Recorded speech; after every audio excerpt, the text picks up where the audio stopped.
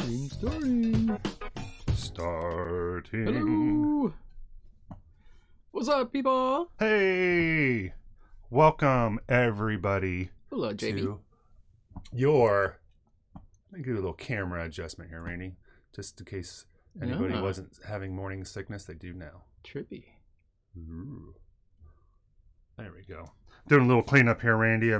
But I want to welcome everybody to Addition Through Distraction, your twice a week vodcast, where we attempt to provide value add to your daily activities by distracting you from all of that silliness that you got running around in your head. And let's be honest, Randy, the majority of it's silliness. Agreed. Randy, a whole lot of silly. While I'm doing this, I want to go ahead and ask people that if they haven't already to please hit the like button. That's the one that looks like a thumbs. And then also to hit the subscribe button. And when they do that, they'll get access to a bell icon, Randy. And if they click it, they make a bell ring in the studio. That's actually linked to YouTube directly. That's amazing. So every time that somebody does it, that bell rings, and also a nerd is let out of a locker. Awesome. So when we say that, that is doing God's work. Yay. Yeah. So come on, those nerds can't get out of those lockers by themselves. We need you people. So nerds currently in lockers need you. Yes. Yes. The struggle is real. The struggle is real.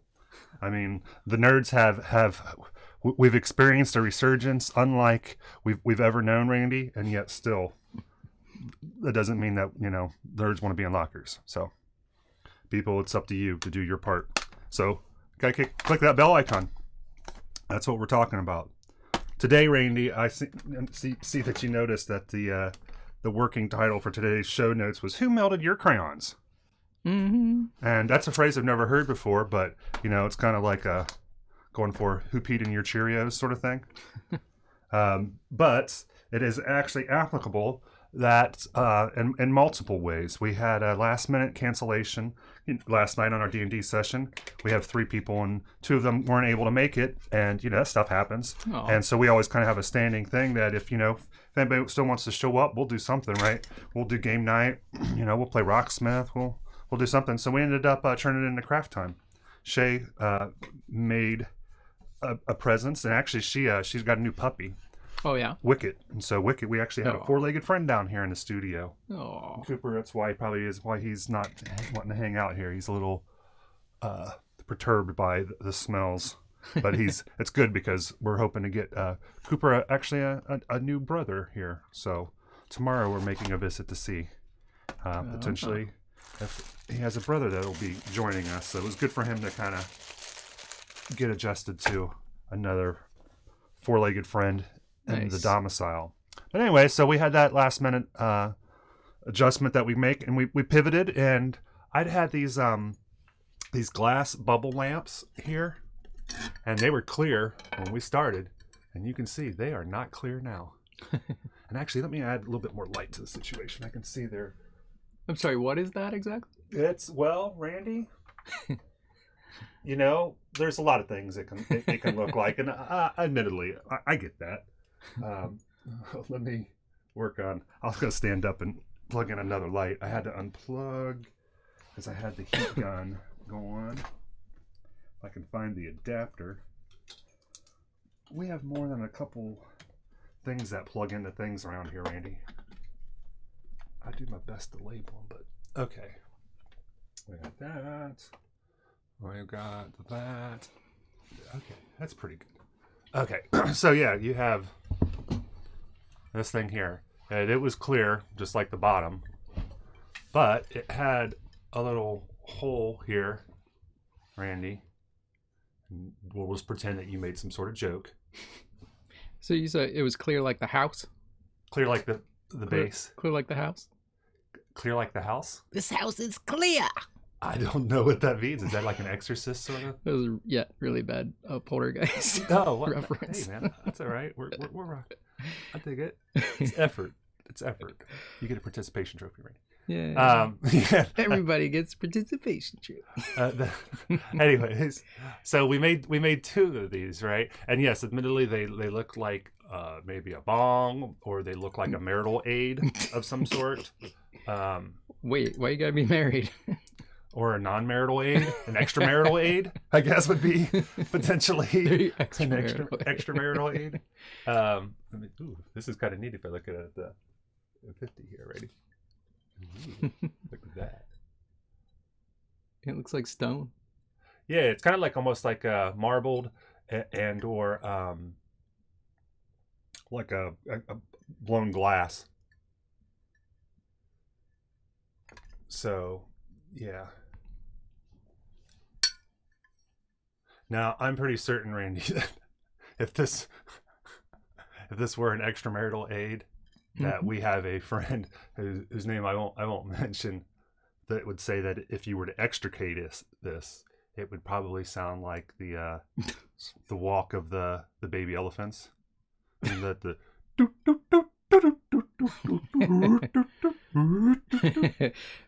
that's a good call. but I think it's something, I don't know. But anyway, so we made this, and this is merely made by chunks of crayon. Chunks of crayon, and I'm just hearing like some musical composition. Yeah, that's why. Yeah, these shapes are not just happenstance. There is architecture and design. There's a melody. Harmonically attuned. Yeah. Knobs on there. Yeah, those took a lot of practice to get this right. I think it needs to be a little bit more tapered there. But anyways, I saw these at a craft store, and they were on clearance, and I always like just and you're the same way, right? Just cool glass stuff like vials and that sort of thing. So when I saw that these had the I think I was an apothecary, or an alchemist. But when I saw that these had a hole or mad here, scientist, whichever, had this hole here, it reminded me that you could. Yeah, and I agree. That's very likely because I know you like mortals and pestles and the such. Randy, that I had previously used crayons to make ornaments, I like right? immortals too. You like immortals? Immortals and... like mortals and pestles and immortals. And also, mortars as well. Immortals. What's the pestles that would go? You like immortals and pestilence? Yeah. I'm also fond of immortals and pestilence, plagues. Pestilence and me, we like hanging out and shit. Yeah, man. No big deal. Me and death, pestilence, famine. We was just chilling. 4 horsemen walked into a bar. All right. I can't figure out where the...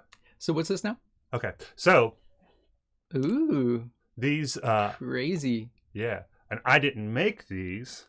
Shay made these. She forgot to take them. But I was glad because we get to show them off. Shay. So beforehand, so like we said, we had some canceled plans. So I was like, hey, we could do this. We could do this. We could do craft time. She's like, I think I would like to do craft time. So she was sitting here in the chair, and I was standing on the other side. I was standing over on the other side here of the CDs, and I was holding it, and she was holding the gun and helping to feed collars in, and I was rotating it. So I got the heat gun over here.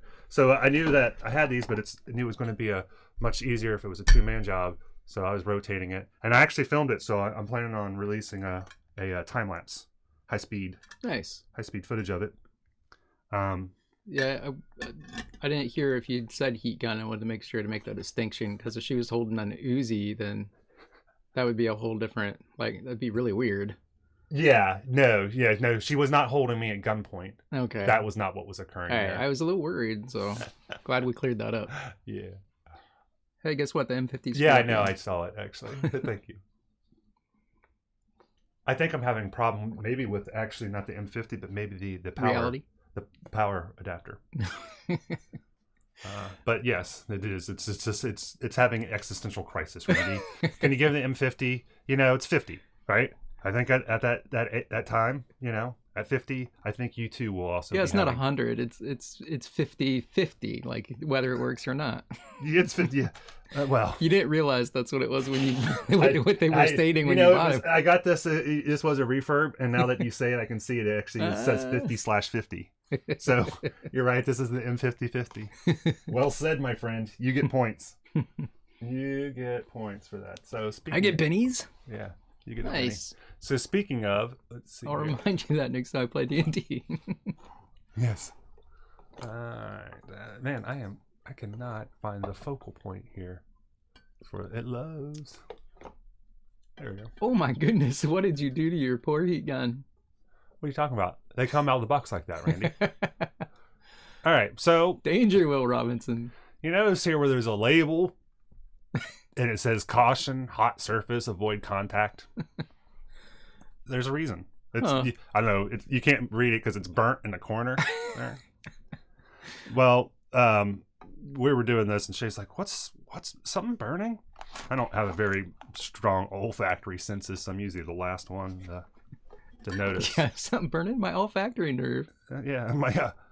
And so when we were doing this, it was really nice because these things are round, and so I was just had them nestled up in here because the glass, it was taking a extra long time for them to get the heat to transfer, and so it just built up and started to melt the tip. So we will be retiring this pro heater. But anyways, so yeah, we used the heat gun, but if we go back to this, right? So, and Randy, you did confirm that we went live, correct? Yep. On you got the notification. Yep. Okay. I'm listening to the stream. Awesome. I figured as much. I just wanted to make sure. So I had previously look like Tammy Faye eyes or something. I don't know. These do? They look like eyelashes. I see what it is now. The slits in the cardboard on the other side of the globe. See, Randy, but now I want to do... we've been doing the eye beast, right? Yeah, you got to do and I want to do something that's where it's clear, right? And or paint the backside of it. Do like an Iosauron thing that follows you as you move. Randy, that is awesome. That is some brilliance right there, my friend. Some dragon eyes. Something, yeah. Oh, that is a really neat idea. Yeah, I like that. So, well, anyways, trying to get back to where I was trying to go, which, hey, that's what we do here, right? We're all about circuitous routes. I had previously seen, I mean, this is probably 6-7 years ago maybe, on the interwebs, a thing about like, hey, here's a craft thing that you can do. You can take glass bulbs and a heat gun and some crayon shavings and make really cool ornaments. And I was like, that looks like that would be awesome, but you know, nothing's ever that awesome. But this is, and it's just as easy as they say. And I thought maybe, Randy, I was gonna I will defer to your recommendation, but I thought maybe we could do it on stream. Maybe mute my mic and I'll do an example. Okay. So just let me know if you don't think we're going to blow out the mics. But so I just told Shay, I was like, well, we could do craft time. And she's like, yeah, let's do craft time. And so I had 2 of these that were glass. And I was like, hey, well, this is the idea. I said, before we do that, why don't you test on some spare glass bulbs and you can take those as well. And so these were the bulbs that she did. Nice. Those are pretty. And even the ones where like, it's funny because she's like, if you feel like it's a fail, it's like you wait, look at it tomorrow, because it's a fail to you because you knew it was a little bit cooler than it is right now, but it's still really cool. So even like your fails, I think this might have been one that she considered a fail. And it's like, it's still really cool. That's cool. Yeah.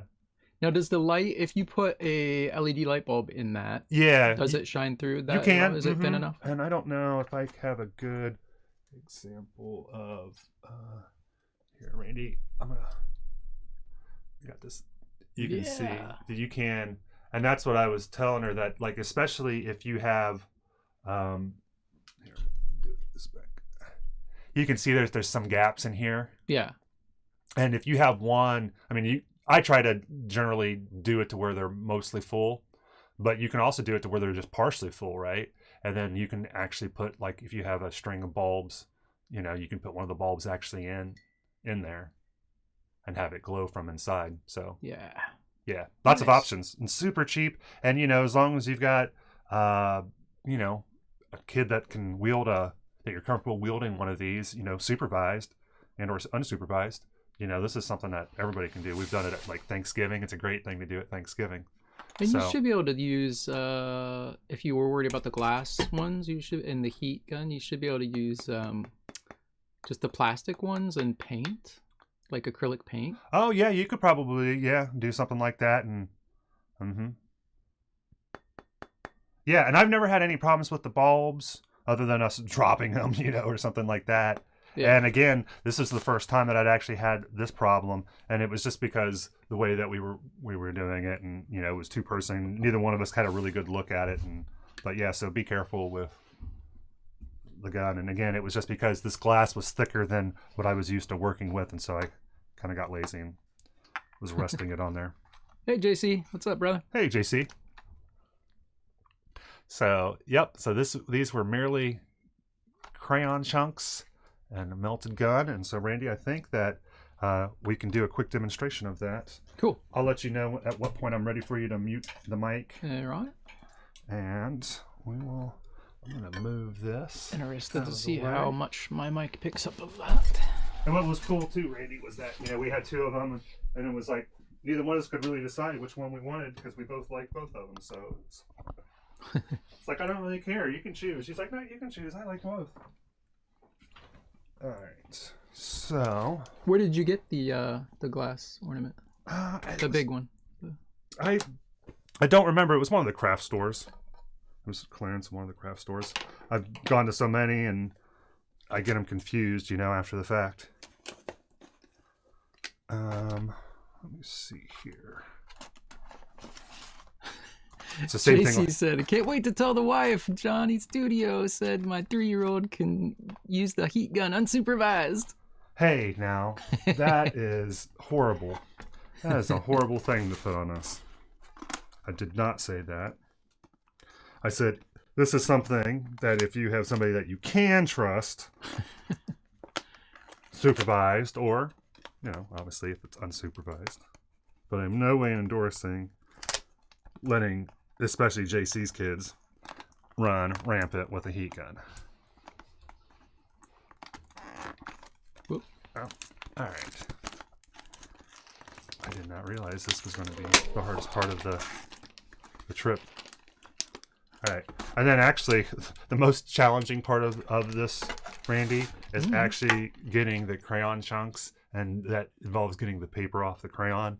That is actually the hardest part, and I end up just using some snips. And usually once you snip them into appropriate sized chunks, then you can kind of break the paper off. Okay. But it's a little tip. And I had forgotten that I hadn't actually done this in several years. So it was kind of like, oh yeah, now I remember. I was like, I used to keep a set of nips. And I was like, oh, here's the nips. All right. Randy, did you just giggle because I said nips? Yep. I love you. You keep saying tip and nip and nips. And... What are you going to do if I say something like, I don't know. But if I can say something more titillating, I have to think about. Well, you just said tits. I know there. Doesn't really do it for me, but whatever. But hey. All right. So you can find these all the time at all the various craft stores. Pick them up dirt cheap, especially afterwards. And I had taken some shavings. We got some assorted chunks in here. Let's see here. Let me see some of these that I have down here. And just going to pick some chunks. We're going to get chunky with it, Randy. Oh, boy. I think everybody gets a little chunky with it during the holidays. Dun, dun, dun, dun, dun, dun, dun, dun, dun, dun, dun. All right. Get chunky with it. Let me see here, Randy. While I'm working on this, is there anything you wish to discuss? I noticed that you, Randy, have... Oh, we have JC that hopped on. I have begun watching The Witcher. I'm in the middle of the second episode. So Oh, nice. yeah. What do you think so far? I thought the first episode was a little slow, and it was dealing with some people that I wasn't all that interested in, that I think I will be. But I was watching it late too. That probably didn't help. I really am enjoying his depiction, and by the end of the first episode, it was kind of like I kind of got like what the tone is, and yeah, I'm definitely interested in. It's funny, and I've seen just some of the headlines, and like one of the headlines was "The Witcher is so bad that it's awesome," and when one of them said, I didn't read any of these articles, but I just thought that the headlines were interesting. The other one was, "Is The Witcher that good, or was Game of Thrones that bad?" Which is, I think, is crazy because Game of Thrones was pretty amazing. So. And there wasn't anything that I saw in that first episode that made me think that statement would be justified in any way, shape, or form. But, hey, everybody. JC said, awesome. I'm on the last episode and I really enjoyed it. I think the first one sucks. Yeah, and that's why I thought I think he'd said something like it kind of had a slow start. Yeah, so, I did as well. It's it's setting stuff up and it does seem like kind of slow. The only thing I really don't like about it was the very first shot where there's a jump and it's like kind of obviously a string work, like, What? It's an assisted jump situation.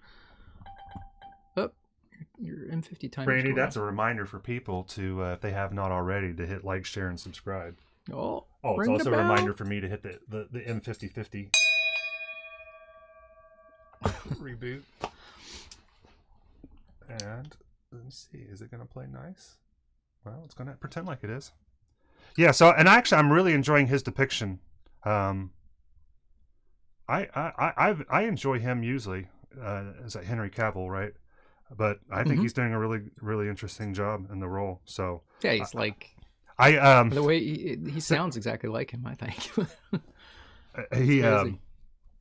Well, I think everybody can probably sound exactly like Well, I mean, he sounds exactly like him. Yeah. Randy, I was just playing the game the other day, and there's a little smile in your voice when you say that. But yes, I did. Oh, and then I do want, we've talked about, does the dog die? So yeah, that's one that I would not have thought that right off the bat. I couldn't let Carrie watch it. But she was going to have a problem because, hashtag spoilers, early on, he kills a deer. Because the deer gets injured and attacked with the monster, and he was like, it's your bad day. And he kind of like, You don't see him. He kills him, and he says that I just had venison afterwards. Yeah, but it's not like you see him. I don't think you appreciate the severity of some people's distress. It's not, it was like someone was saying, it's like, well, you don't see him kill him, but you see them doing something to the corpse afterwards. It's like, that's the problem isn't seeing the thing occurring. Because the thing is too, it's like it could be a computer generated animal. This thing does not exist. It's not about the pain that the creature is experiencing. It's about the pain that the person is reliving. You know what I mean? So it was one of those where it was like, oh man. But that's whenever I find a game that I like and stuff. Lately I've been thinking about like, oh, I wonder if Carrie would like this, but then it's like, yeah, I just had to kill like 20 wolves. Yep. So anything that you got to kill a wolf in. Not gonna work. Yep. I was like, oh, I just even like EQ. I was like, doing a EQ classic run. It was like, I'm gonna die if I don't kill these things.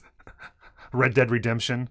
You gotta, wolves are deadly, and they'll team up on you, and whenever you're killing them, they make a lot of noise that sounds, that yelping noise. Yeah, a whimpering. Yeah. There you go, Randy. What are you trying to cook up there, bro? All right, man. we're gonna get our shit to bubble here. Some things might be legal now, but potentially, but I don't think that's one of them. Randy, don't talk. Don't talk about it. All right. So JC said Henry's a big fan of The Witcher and he reads the books. The show is based on the books instead of the games for the most part. Oh, awesome. That's cool. That is cool. Yeah. Alrighty, Randy. So I think I am ready. Actually, I got to plug in the thing, but then I'll be ready to apply a little heat here. So you'll want to kill my mic. All right. I you always want to kill my mic, but this time you get permission to do it. Hey, say something. Yep. Oh. All right. Randy.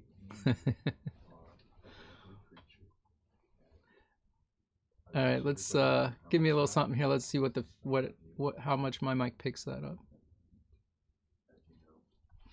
I'm gonna put my other headset on here. Can you hear me, you piece of crap?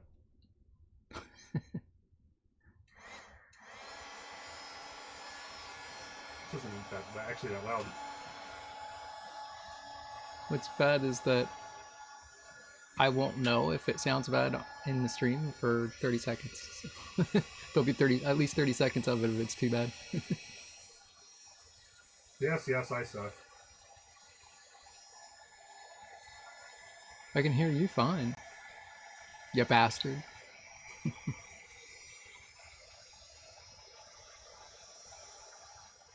Yeah, that's fine.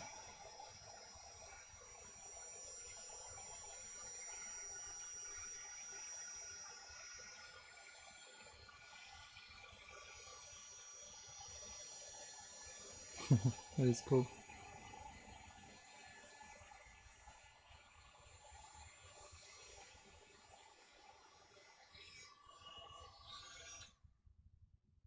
And you kind of want to keep it swirling because it's still wet. You can turn my mic back on now. I could turn your mic back on. Yeah, it's optional. There you go. Let's see, unplug this and get the light back on.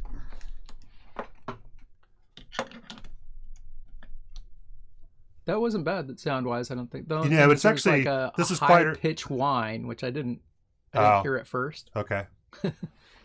It's actually not as loud as I think it is.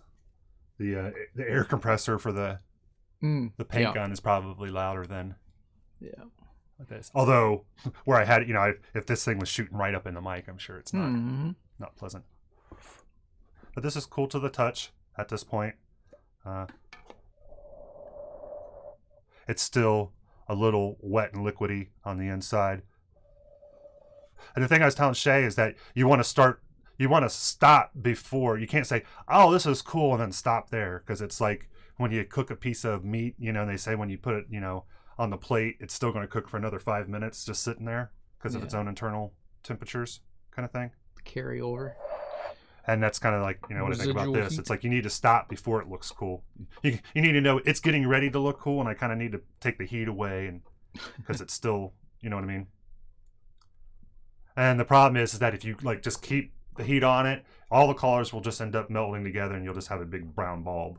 But you can see, these were the first 6 attempts that Shay had at it, and this is what she did. And the 2 that she considered, I think, failures were this one, and which is still really cool. If you and this like, one. what's your metric for it? What are you looking for there? What do you want it to be like? And that's the thing. That's up to you. The thing is that it's really neat when you're doing it, and it this. I seen this go through changes, right? And I don't know what it was going to end up as, but I seen it. It could have been different things. You get these really neat striations, right? And especially if you have some white crayon, like here where you get this, where you preserve this string of white, that's easy to make that go away and to lose it. Yeah. So you'll get all this detail, and then she didn't like this one because it just it got a little muddy down here. But right. Still... So I look at these things as either stoneworks, like carved globes of stone, or my favorite is to think of them as little planets. So yeah, they definitely. Some of them even look like little nebulas almost in a spheroid form. But Yeah. Them look like little planets to me, little gas giants or something. Super cool. So even the one that's muddy, it would be like, okay, well, that's just a I agree. that has a that looks that way. Yeah, and like I said, it's only because the only thing is that you're like, oh, That it one's looked a little cooler than what it was. So yeah, this one that we just made, and yeah, like I say, even if you look at some of the ones, and I think these were her first ones where you just kind of you learn, oh, I can't keep this on the heat too long. But so yeah, this is the first one that she did, and it still looked this cool. So yeah, this is I highly recommend doing this. I always have in the studio a bag of crayons, and like I said, the hardest part is getting the chunks, and I just use some. Randy, go ahead and giggle, because I'm gonna say it. Nips. Nip, nip, nip, nip, nip, nip, nip. JC said it's pretty cool. They remind me of galaxy bulbs. Wonder if you put glitter in them, how that would turn out. Like herpes, like craft herpes. Yeah, you can do. And then also, some of the bulbs, Randy, that I've done this with, especially if they're more like plasticky, the heat will actually make them do like a fire glaze kind of. So they'll take like a chrome kind of look. Do that? What's that? If they are what, it will do that? If they're more plasticky, like less glass, more like plastic. Okay. Or a different type of material. There's or a coating or something that they have on them, and it'll react to the heat. And so you can use that to your effect, or to kind of, it could be bad as well, because it could mask some of the cool stuff that was going on. But yeah, I'm sure. Yeah, if you did some glitter, or there's all kinds of things I'm sure that you could do that would be similar. So, and the glass face that we did it's like, hey, I bet you we could, and it was fun because it worked. I posted a picture on the Instagram today of both of them, so cool. I'll get these back to her when I see her. So that's why Randy, I said, who melted your crayons? Was, we took a bummer where we had a last minute cancellation, and we made a bong dongs out of it. Dong bong. Dong bong. Bong bong dong. Wasn't that from that animated thing? It was the imaginary friend. He kept saying his name, and she was trying to say his name to get him out of get his wagon to fly. You may not have seen this thing, and now to you, I just sound like a crazy person, or more like a crazy person too. You don't know what I'm talking about. No, I can't think about it. I'm enjoying it. There's a Pixar movie where like the kids' emotions in their head, base emotions were represented. So you had joy. I have not seen that. You had anger. I know what anger. you're talking about. It is really good. It is an amazingly good movie. And she has an imaginary friend, and his name's like Billy Bong or something like that. Inside Out. Inside Out. Thank you. Okay. Was that JC? Huh? No, I looked it up. Oh. That's what I was thinking it was. I just yeah, it is really good. I've seen it 3 times maybe. I put like Pixar emo, and it came up Pixar Emotions movie. Pixar emo. The autocomplete. That's funny. All right, so now I do have a bunch of crayon shavings. You're blocking the camera with something. Yeah, I'm sorry. Here, let me. I will put this on a different. I gotta move the M50, find a good spot for it. I had lowered it, and I need to tighten the screws. So. Oh, hey! Happy Static Electricity Day. Wow. So what we advise today in celebration is take all your fabric softeners and you just give them a rest today. You know, you let them socks cling together. You know what I'm saying? Celebrate your static. Yeah. Nature. Oh, man. Wait, that's not right. Randy, you giving me static? You don't even know. You just wait for it.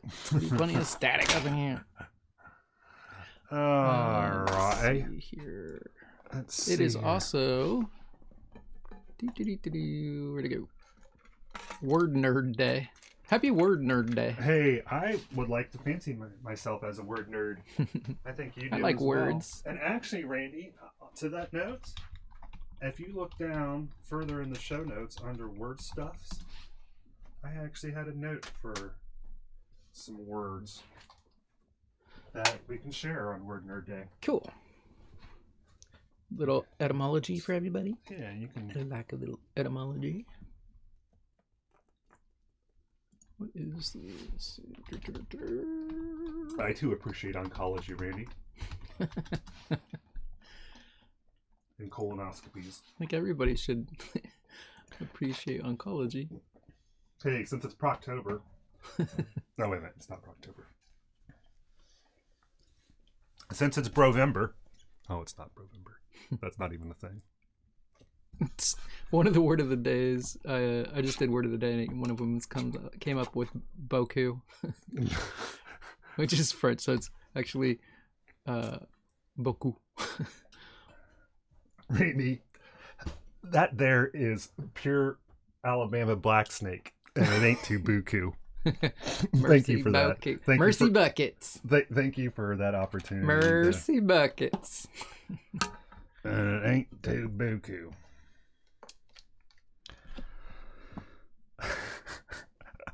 Oh, you are a delight, my friend. There's a movie called Full Metal Jacket where they say that, which you probably haven't seen, and you don't need to see that movie. I don't think it would be. I don't think I've ever seen the whole thing. You've seen the part that you need not to see. I've seen parts of it. The Marine. Oh yeah, I've seen that a lot. That's the constant. It's like two or three separate movies. That's the part. Plus, you have that on your music files. Yeah, I do have for parties and stuff. Yeah, on parties, I have movie clips that will come up on the playlist, and there are some loud and proud moments of that. Yep. Alrighty, Randy. So I'm going to continue to brush up some of these shavings while we do that. Do you want me to talk to you about the words that I was mentioning? Yeah, I'm pulling up the notes now, but it's being weird. I've been looking into light and shadow and trying to improve some of my illustrative skills. Both through like pencil or painting form, and especially with miniatures, I want to understand how light reacts better. And so I've just been looking at light and shadow things for illustrators, and it's really interesting. Like, when you think of a shadow, I used to think of a shadow as just being a single entity, right? But a shadow has multiple parts.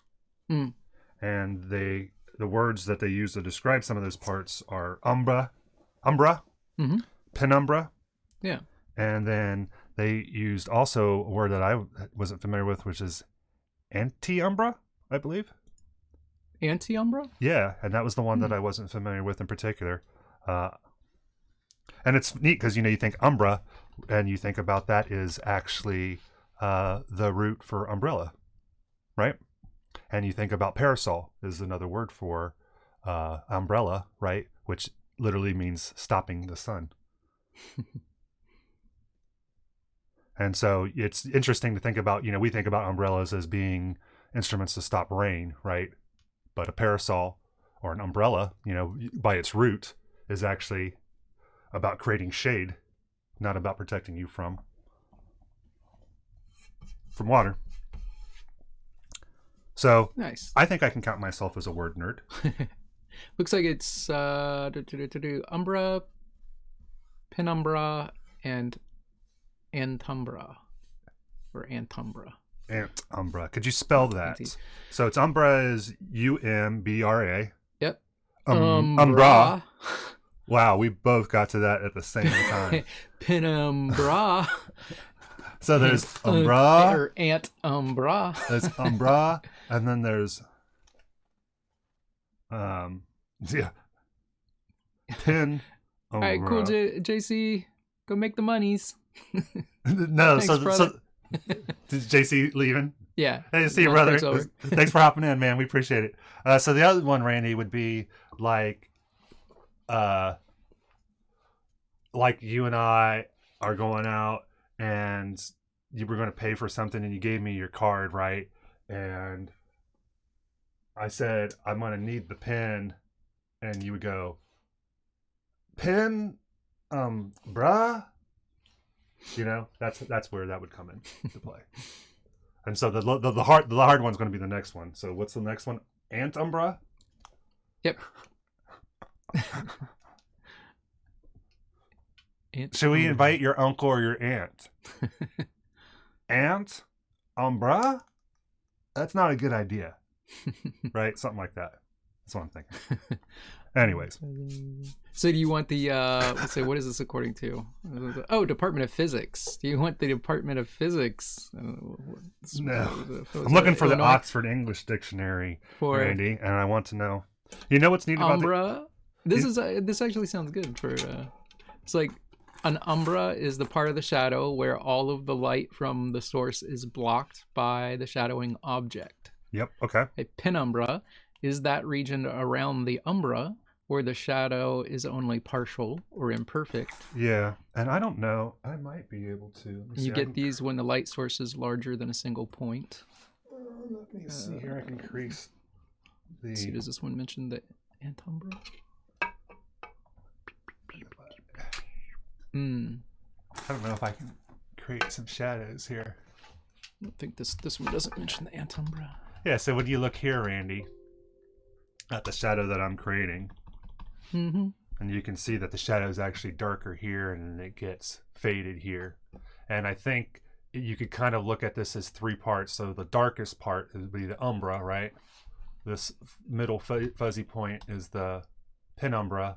And then the even fuzzier point, I think, is the antumbra. And this is the part that I'm asking for you to help clarify.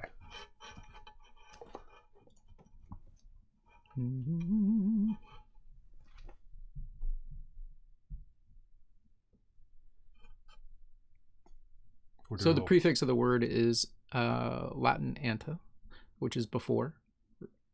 A-N-T-E, anta. The region from which the occluding body appears entirely within the disk of the light source. So, what is the darkest part of the shadow? Is that the darkest? And if you look at an image, umbra. If you whatever search that you're doing, if you just click on the image tab at the top, you'll probably get a diagram, and those are some of the things that I was looking at. And then also, if you look at like it for illustrators, if you like light and shadow for illustration. Oh, wait, here's something.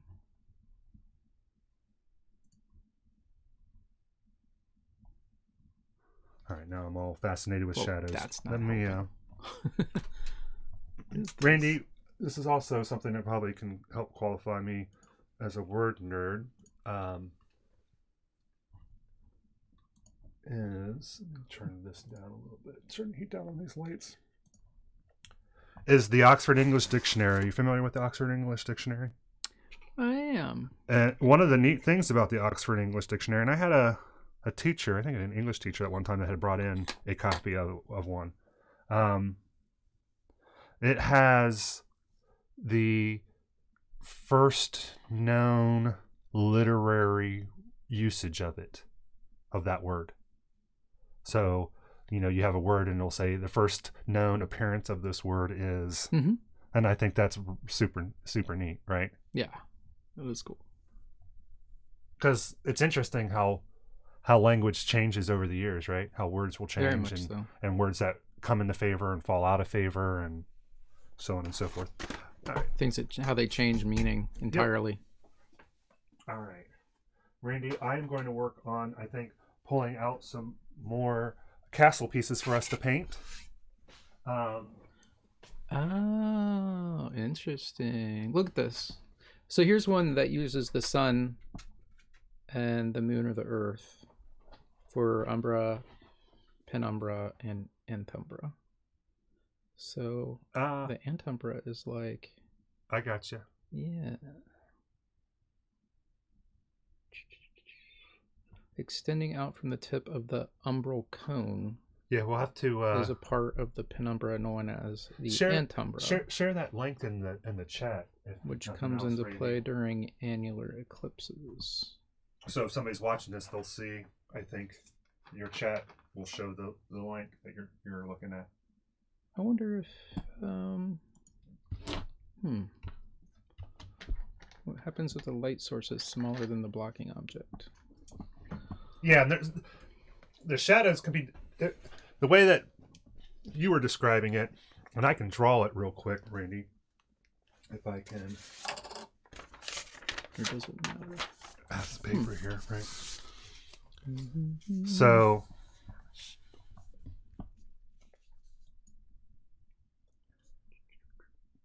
Randy, I think what you were showing me was something that looked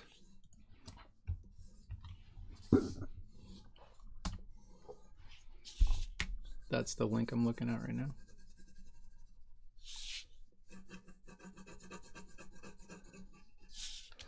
So light is coming here. You've got something that's a physical object here, and it's causing a shadow, and the darkest shadow is here.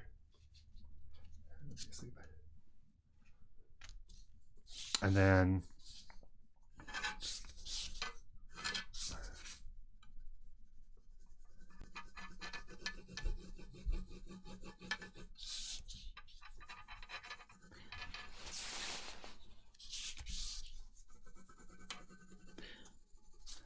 Randy, so I think this is what I got out of the quick look of that picture that you had, right? Let me know when you're looking at the screen. I'm looking at it, yeah. Okay, so light's coming in here. This would be the object that's blocking. This is the umbra. Is this umbra? Right here. That's the darkest shadow right here. And then because of the way that the light's coming, the shadow gets focused kind of down into a triangular point, and then another shadow is cast here, and this is the antumbra. And then these shadows here on the side, which are real fuzzy versions of this, is the penumbra. So you have the umbra. So the base of your picture there is the blocking object. This is the blocking object here. Yep. And then this is the umbra. This is the penumbra on these two sides. Yep. And this is the antumbra. Yep. Okay. And it has to do with because this isn't a single point that's casting a shadow. It's got two sides, and the way that the light is it's kind of like if you think about like the way that light hits things and hits focal points and so on and so forth. That's cool. Huh. So yeah, I wasn't familiar with that term before. So yeah, and this other thing that I'm looking at right now, Randy, is it was like talking about like if you're going to do an illustration and you want to have a sphere and you wanted to make it to where it was shadowed. I had a very rudimentary idea of the way that I would try to do that, but it's saying that like you have a sphere here, right? So you're going to have a light side, you're going to have a dark side, and the shadow that is cast really here is actually the darkest part of the shadow, is going to be one of the darkest parts of it, not this part here. And so you have this really hard, sharp line here. And then when you go here, if you think about it, you're going to have a tiny highlight, another area here that's going to be a middle tone, and this will be a third area. So you shade those. All of these areas will all be lighter than anything that's below this line here. And then the thing is that where you think the shadow actually is and the way that it looks in reality is that you get a lot of reflected light off the surface down here. And so on a sphere, that's going to end up being like around here, and then you'll also get light in from here, and that'll get reflected here. And so these two pieces will actually be lighter on your sphere than anything else. And when you see that actually in real life, you're like, that looks a lot more like, you know, I think it should be. And so the heaviest parts of your object actually kind of make a shape kind of like this. A little bit lighter. That's going to be even lighter still. And these are still heavily shadowed. Sorry if you mentioned this and I missed it, but I'm I'm thinking, like, what happens if, like, you've got the light source, you've got the blocking object. Say it's this, well, in this case, there's a picture that shows it as a light bulb, but with a basketball and as a blocking object, and then the observer being on the far side. What happens? So the observer is in the antumbra in this picture. What happens if the observer moves closer to the blocking object? Does that change how he perceives the shadow? I don't think so. Because I think the shadow, if he moves out of the antumbra into the actual umbra. If you're in the shadow, do you perceive it differently? Is that kind of what your question is? Mm-hmm. I think so. Yeah, you'd have to. It'd be darker, or I don't know. That's really interesting. Now I've got to go home and play with a lamp.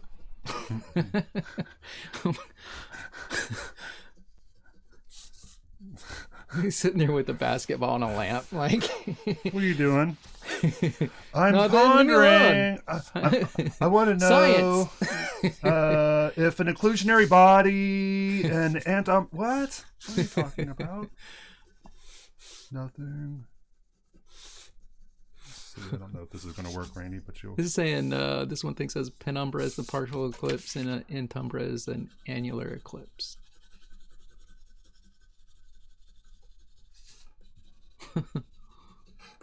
All right, I'm almost finished with this. What else do we got here? Yeah. So, Randy, here's a quick illustration of what I was trying to say. And let's actually, these need to be darker.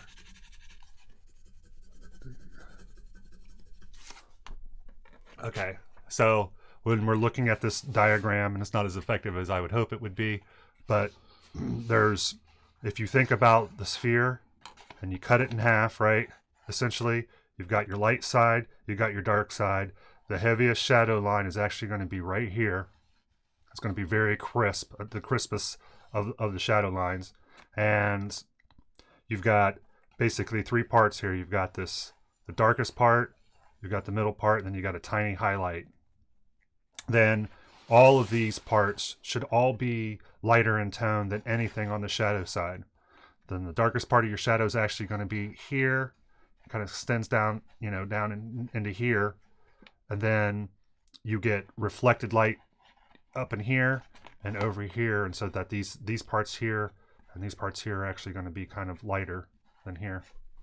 And this is what I'm learning right now. It's a work in progress, but this is what week one has kind of taught me. And just this alone, those concepts are making it much easier for me to grasp light. Nice. And I think, and bringing it back to this, it's just that, when you have an object, you got a triangle-based pyramid, right? And it's casting a shadow like such. It's just not a hard line shadow, right? There's a lot more going on in the shadows than I thought. And your mind knows it and recognizes it, right? But when you try to replicate, your shadows, it knows that reflected light is a huge part of it. And I'm seeing this in miniatures, like the miniature artists that I follow on Instagram, the way that they use reflected light, and it makes things look so realistic, especially like on metal and even like on face tones and things. And so it's why I'm interested in pursuing more knowledge in that area. Nice. So just thought I'd share along the way the little pieces that we're figuring out. So I'm gonna grab some styrofoam pieces, Randy, for us. This is where I was wanting to defer to you, Randy. There's two ways we could go about this. One is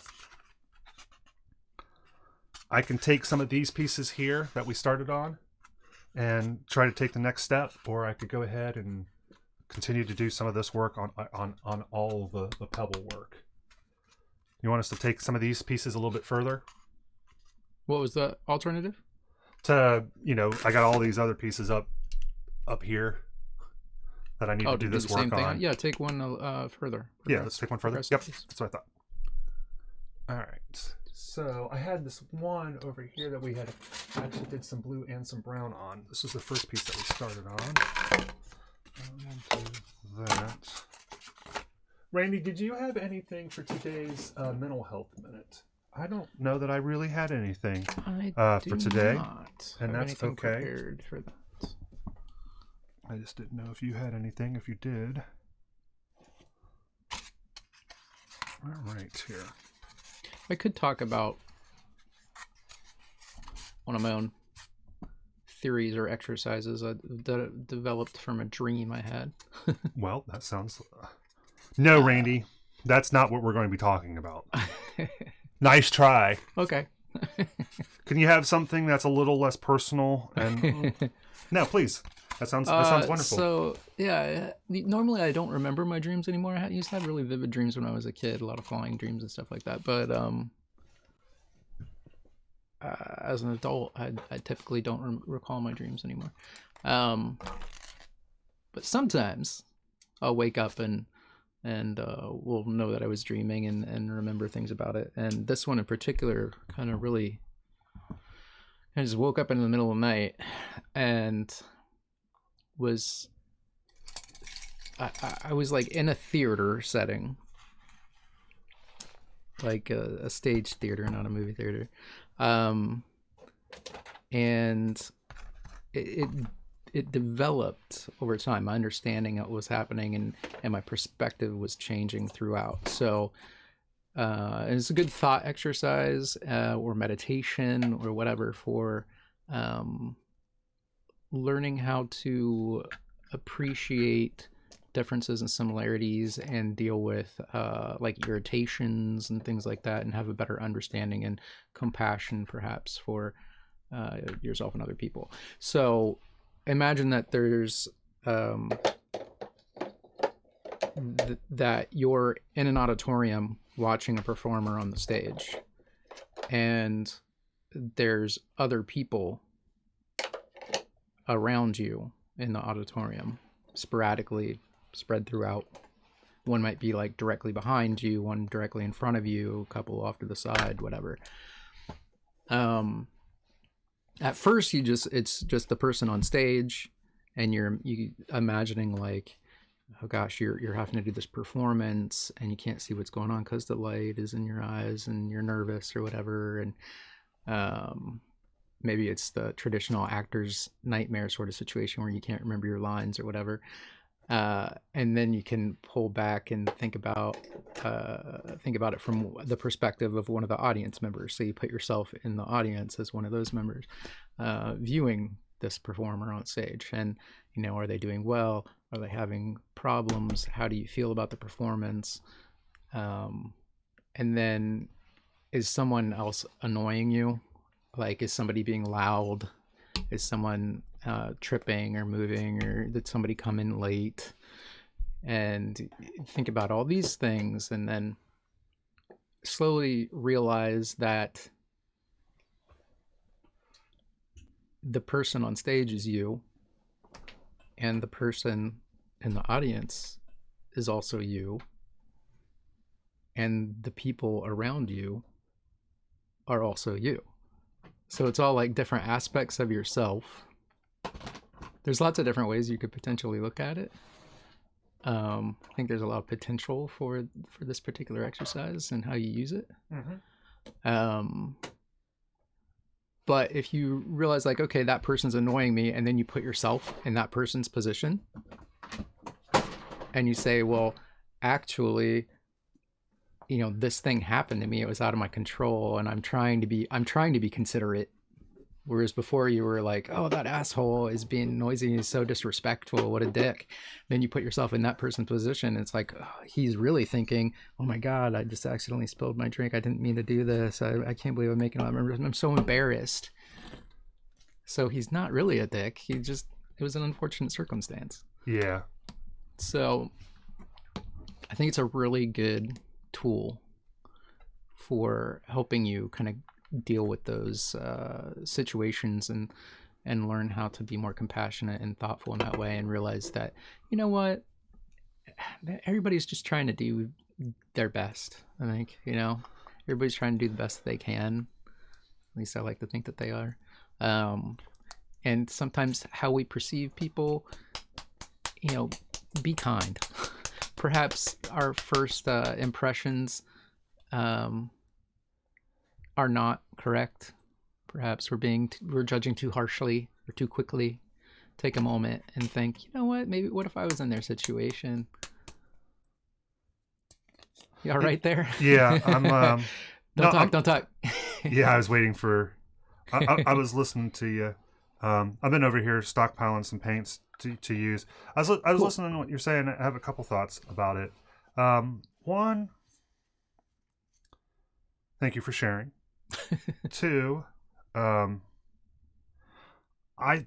think there's a couple places where I have slight disagreements, but I think overall I agree with the sentiment of what you're saying, and I think our sentiments overlap. You can't disagree with the tool because there's nothing to disagree with. I disagree with a lot of tools. That's yeah, kind of I disagree with tools. I don't disagree with this one. Because it's open ended. It is what you make it. Yep. But what you're saying is you disagree with some of the things I said about some of the comments I made. Exactly. Yeah.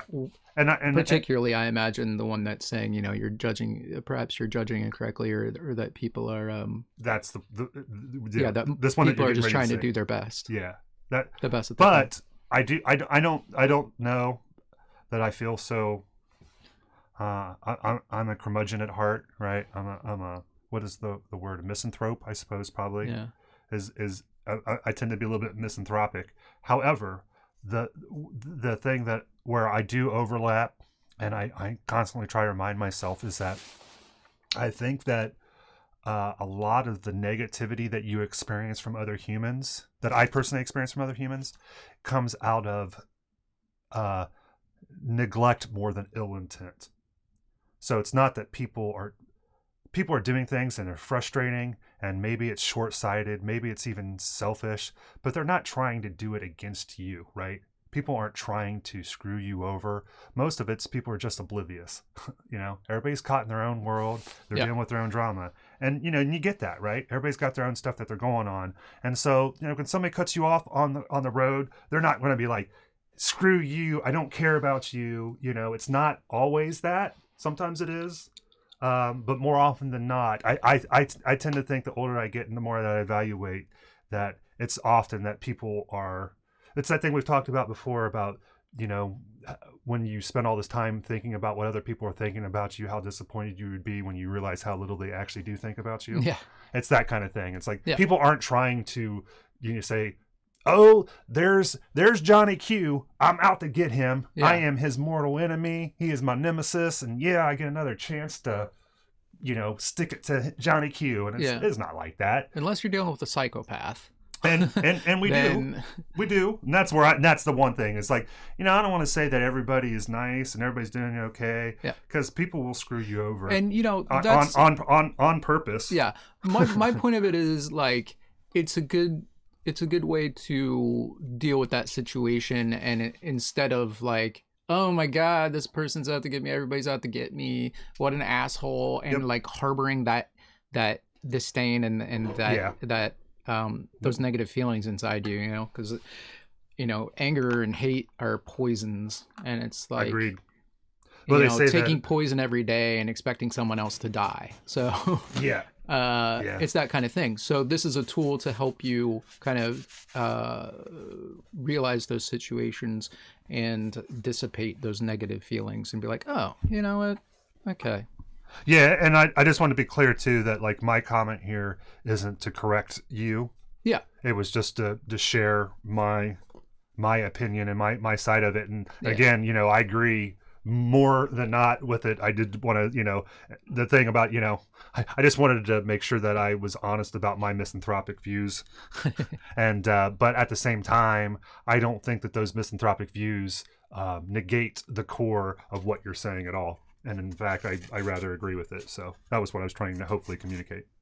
Yeah. I do think that is, it is interesting and helpful to think about, and I guess that's my way of doing it, is put myself in another person's shoe, is just realizing that these people, they've got their own world that they're dealing with. And it feels sometimes it feels sometimes that, that it's you, like, like they're doing this to you. And just because somebody did something and it affected you negatively, didn't mean that they had intent behind it. But it almost always initially feels as if there was intent. I think that's our gut reaction. Yeah, it always feels like initially. I think that's the default. Hey, why'd you do that to me?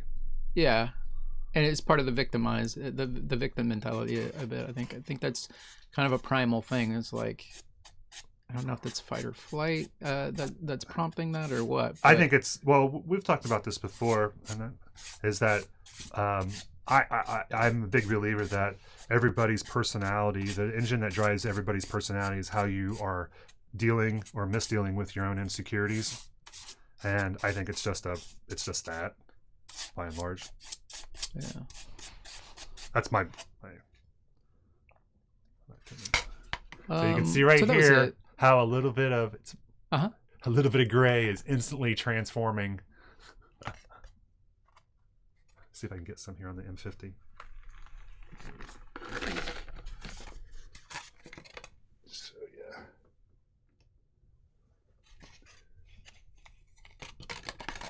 You dry brushed it on the right there. Is that what you're doing? Yep. Yeah. That's crazy. It looks like you're taking paint off. Yeah. Because I know what the base material is, so it's like. Yeah, and it's funny because there's a lot of times when you do that, like you do it in reverse order that you would think. Mm-hmm. Like if you wanted to make it look like you had a gun and you wanted to make it look like you scratched paint off, you would add paint of whatever the metal was, like the bare metal was, on top of it. And you're adding something on top, but it looks like you've taken something away. And that's again where we keep talking about that. You got to be bold here in the beginning, because if you don't, you won't see anything. And again, a lot of this is like, you're going to see potentially going to see the best results from paints that are more translucent than opaque, so that you'll get those dimensions and changes of the layers. So you'll see a little bit of the base through, and it'll be augmented or changed or modified by the other layers that are on top of it. Yeah, and then also a thing that unifies is the wash. Mm-hmm. The wash does a really good job of tying disparate tones together and creating a gradient amongst them. Did I say that wrong?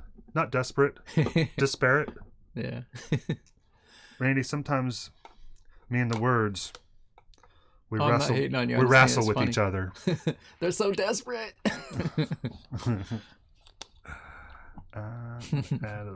Adding some paint here on the tops of these lids for some of the places where I didn't. Another part of the theater of the self, I call it. That exercise is if you're Randy, and actually I would like for you to I was listening to you, but I was multitasking, and I want to make sure that I got a good idea of what you were saying. So because you were talking about that it started as an exercise from a dream, and then you were saying that you were imagining that the tool is you imagining yourself on stage, and then you're imagining the audience as well, and that you started to put yourself in the view of the audience. I think maybe that's where I'm losing the recommendation for the tool. So if you could. Well, the tool itself is just an open box, really, like or a box, whatever. But it's the theater, so the auditorium, and you could go outside of it too. It's a mind exercise, so you can do anything you want, really. But yeah, I was just trying to understand your intent. The easiest way to think about it, to start, like in the dream, it evolved from itself. Like I started as the person on stage, and then I became the person in the audience, and then I woke up and I was thinking about that. Right. Okay. It's still kind of in that hypnagogic in between. The hypnagogic state in between. You win today, Randy. I will not beat hypnagogic. I broke out the whole hypnagogy. I'll be up tonight like a somnambulist because I will not be able to beat hypnagogic. That you're still kind of experiencing the dream. You're kind of awake and not awake. Still kind of dreaming, still waking up a little bit. Lucidity. So yeah, you had a bit of lucidity from the dream a little bit. And then it kind of, you thought about it more and it developed a bit from there. But that's not the most important part. That was just my journey with it. Yeah. So you don't necessarily have to worry about how that evolved for me as much as just take those tools and just have that, create an auditorium in your mind, Right. and put yourself in those different positions of, you're there to watch a play, or you're there to perform a play, or whatever, or giving a speech, whatever you're doing, or just being on stage and being objectified, whatever works for you, whatever you want to explore. But another part of it is that for if you feel like you're getting negative energy from people, in that you think that you're worrying that they're judging you all the time, so put yourself in the position of the performer on stage and worry that somebody's not paying attention, that they're because you're not doing a good job, because or they think you're not doing a good job, and then you put yourself in their position and realize that they feel bad because they're not paying attention and they want to be, but they're distracted because something horrible to them happened to them that day. Gotcha. It's a total open box in that way. Like, whatever you want to work on, you can interject that into the situation and explore it from the different angles. Yeah. Yep. I hear you on that. Yeah. And I do think that it's the version in my head of what everybody else is experiencing is extremely simplistic to what they're actually experiencing at that moment, right? Like, somebody in the car that cuts me off, I'm not thinking about that they just came back from seeing their mom who's getting chemo treatment or something. Yeah. I don't think about that, this person just got fired from their job, or like you're saying, maybe they got an exam that they're working on and they're just, they're worried about it, or something like that, and they're contemplative, and so their mind is somewhere else, and it's like, if somebody runs a red light, they're not trying to intentionally say, hey, screw you, buddy, I don't care about you. Now we have and it's the road rage thing. It's like you're jumped to like, oh, what an asshole, how could they do that, they did that on purpose. Well, maybe not. No, they did. Well, and the thing is that all that stuff is about us, right? All my road rage is all about me, right? It's never about that thing that actually happened. Yeah. It's about me, and it's about that I feel helpless. That, and when I notice in periods of when I am angry and when I'm not angry and driving, I mean, people are always being the same level of stupid, but my level of reaction can be quite different. And I noticed that we should probably specify that, there's road rage and then there's road rage. Yeah, I never, rage. I would never do anything like pull somebody over the side of the road and rip like their windshield. We experience all lowercase road rage. Yeah. Not uppercase road rage. Yeah, and I'm talking about road rage. Yeah, I'm talking about just anger. Being angry, not being, which I have experience in it. It's not cool. So yeah, but just like that, it's you just don't. You just don't think about those other people and where they're at, and again, that's where it's like it's mostly to do with neglect versus ill intent, right? It's just somebody's not paying attention, and that's where I slightly disagree. And I did want to make the clarification is like, we have a problem right now where people are oblivious, right? And people, phones and everything, phones in particular, right? Yeah. I mean, it is texting. It's a big problem. I mean, people die because of it, right? People die. It's no joke. And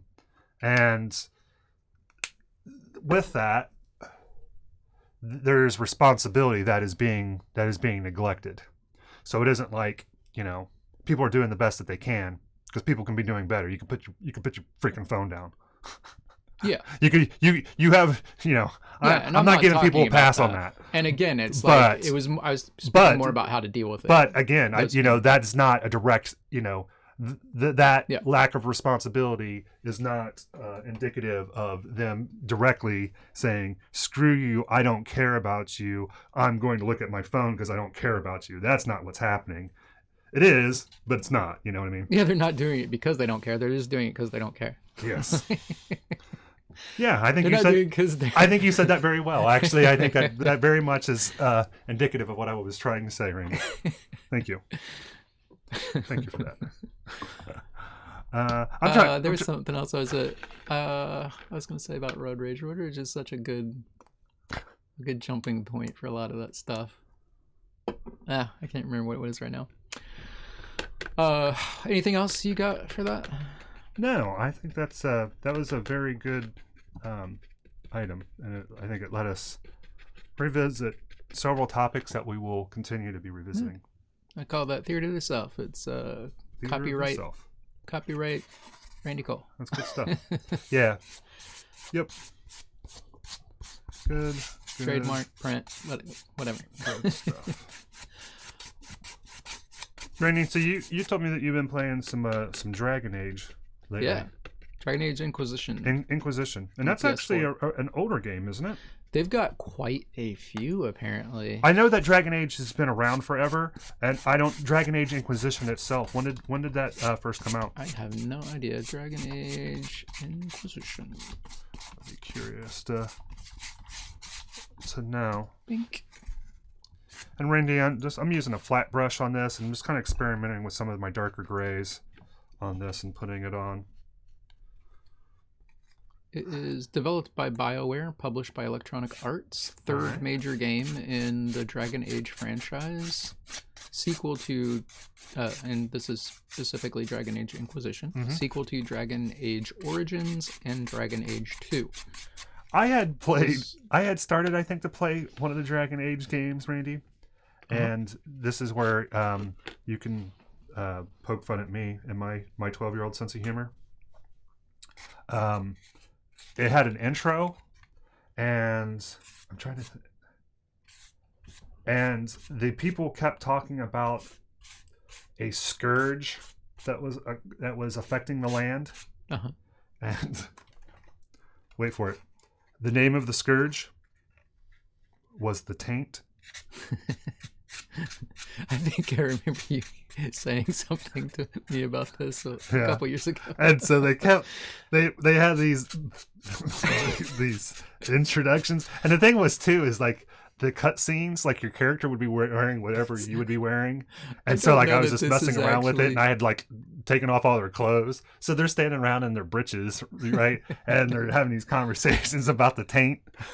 And it's like, I too have been afflicted by the Taint, and and it's just like, you guys have to stop saying Taint. I can't handle this anymore.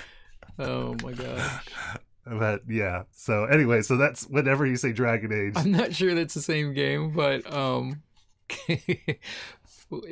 there's got to be some. But there was one, and I've tried to find videos of it because it's so what hilarious. do they call it when they make videos of games? Yeah, like Machinima or whatever that's called.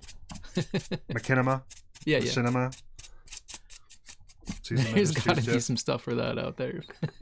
Yeah, that was just so like, my men have been afflicted by the Taint, or my men are wrestling with the Taint. It's just like whatever. It's like it's just like it is high hilarity.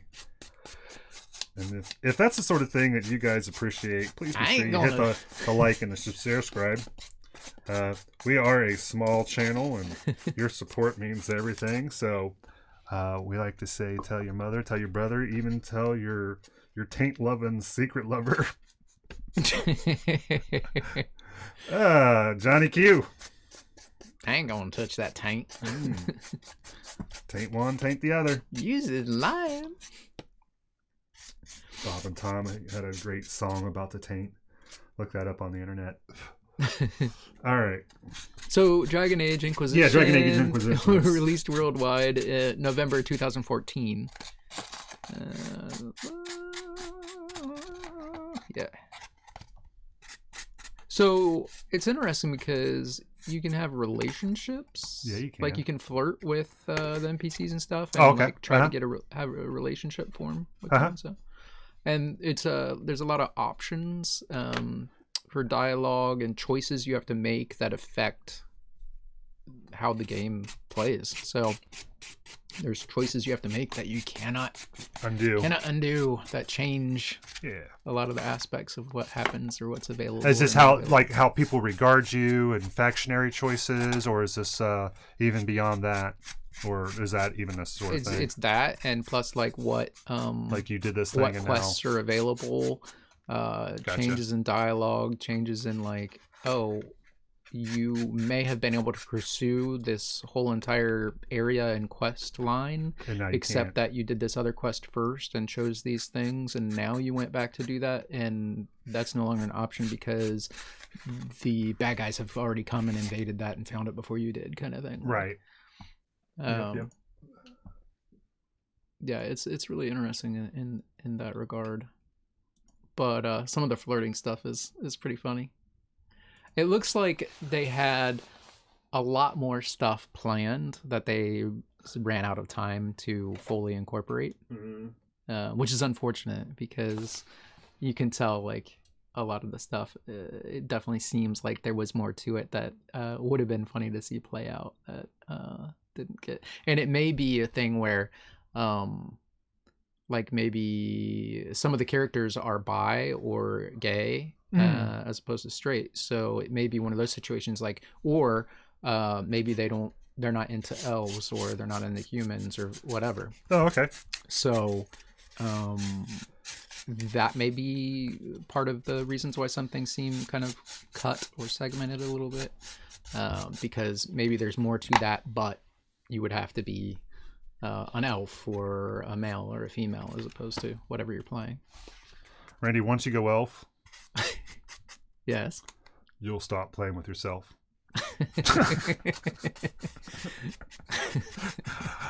I didn't know if I was going to be able to come up with something. I put myself out there. What the fuck? Oh, thank God I can just rely on a masturbation joke.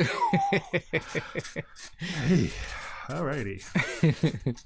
Disaster averted yet once again. That's cool. Goodness.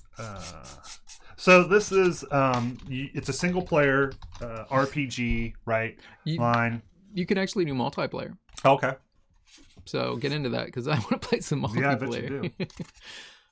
All right. I don't know. I haven't seen what the multiplayer is yet exactly. I don't know how that.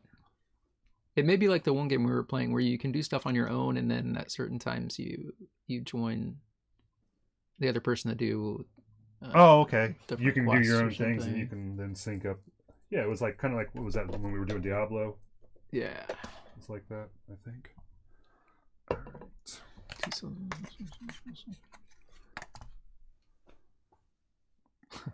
is going to be our test piece. So let's see if we can lighten this up with some lighter grays. Let's see. You didn't have anything highlighted in the notes, really. No. Today was a very open day, Randy. Yeah, no, we didn't. And, we're at 1:23, so, yeah, that's why I was just... So, you were saying, though, so it's an RPG, it's open. What is the combat like? It's real time, right? So you have a set of hotkeys for, like, spells that you're casting, and you have different things that you can probably put into those hotbars. Is that how that works? Yeah, but there's also something you can do that I don't typically use. I'm sure a lot of people who would play it would be like, "Oh my god, I can't believe you don't know how to play that." Like, fuck you, I'll do what I want. But there's a whole thing, like if you hit on the PS4 controller, the pad at the top. Yeah. If you hit that, it totally changes the combat gameplay, or just gameplay in general, like where you can direct your people almost like a turn-based game. Oh wow. That's cool.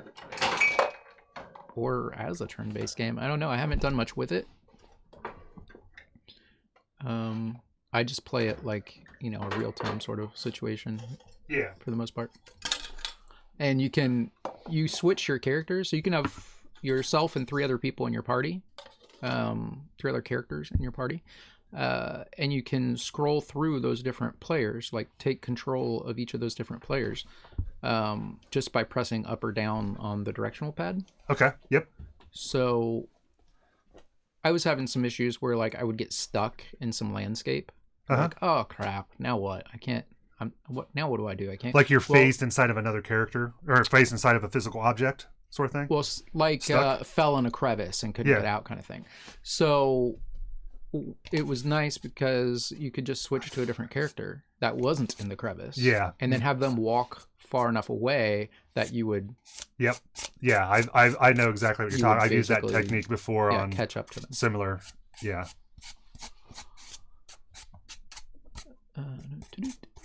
And actually, I just did this puzzle, and I think there was some ancient elven ruins. And then there was a puzzle, a really cool puzzle,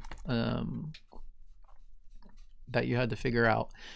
And I probably, as I do, way overthought it. Made it way more complicated than they actually. What? I made it way more interesting than it actually was. Because I was making it way more complex than I think it actually was. But there were a lot of elements, and you had to figure out how to do it. And at one point, I was thinking, and maybe you did. I'm still not sure. It was a little hectic figuring it out. But it seemed at one point that you had to put each of your characters in different spots around the room. Oh, okay. Because there was timing issues. There was order issues and timing issues of certain things that had to happen, and what order they had to happen in, and how soon they had to happen, or what time frame they had to happen within.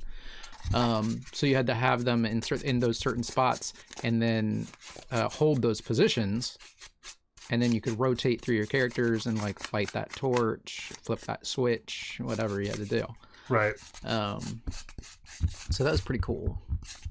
But it probably didn't need to be. Yeah. It probably wasn't as involved as I was making it, but it was still fun either way.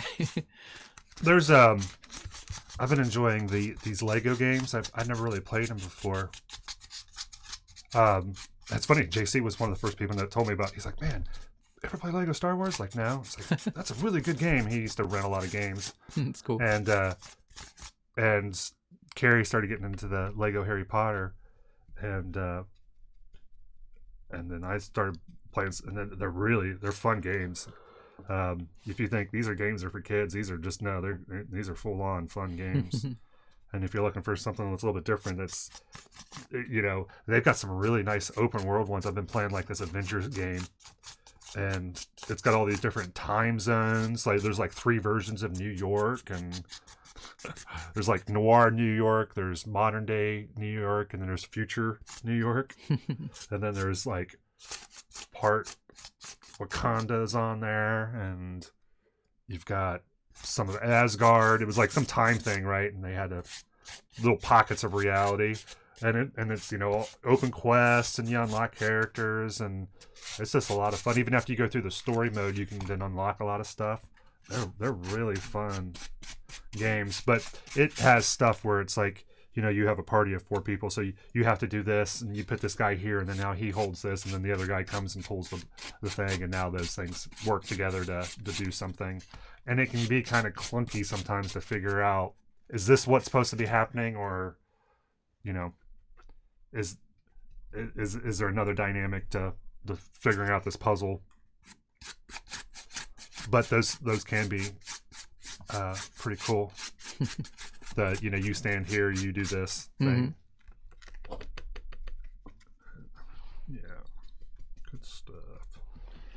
So are you excited to play some VR today? I am actually. Yeah, I'm not gonna lie. Yeah, it looks like the M50's crapped out. Oh, okay. Yeah, it is frozen. You're right. Yeah. Do a manual adjustment. Yeah, I might look into getting a new power adapter for the M50 and seeing if that helps with some of our issues. I mean, we're still. What was the M50? It's because they didn't want to pay tariffs or something, and so that's why it has to do that, because otherwise it's a video recorder. Wow. It's like, all right. Once again, Randy, tariffs. Right? Effing my stuff up. Freaking. If I have to deal with the magistrate about tariffs one more time, Randy, it's rather vexing. I was telling Goody Stewart the other day.